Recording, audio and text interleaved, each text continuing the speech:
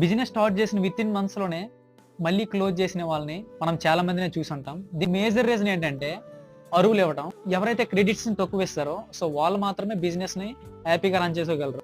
ఒక 6 months back మా ఫ్రెండే అరువు పట్టుకెళ్ళాడన్నమాట మెటీరియల్. మన దగ్గర మెటీరియల్ పర్చేస్ చేసే ముందల రోజు వరకు కూడాను మేము తరచుగా ఎప్పుడు డైలీగా ఫోన్ మాట్లాడుకునేవాళ్ళం 2, 3 డేస్‌కి. బట్ ఇప్పుడు అరువు ఇవ్వడం వలన ఇది నా ఫోన్ కూడా లిఫ్ట్ చేయడం లేదు. కావాలంటే చూడండి. మీ ముందులే కాల్ చేస్తాను.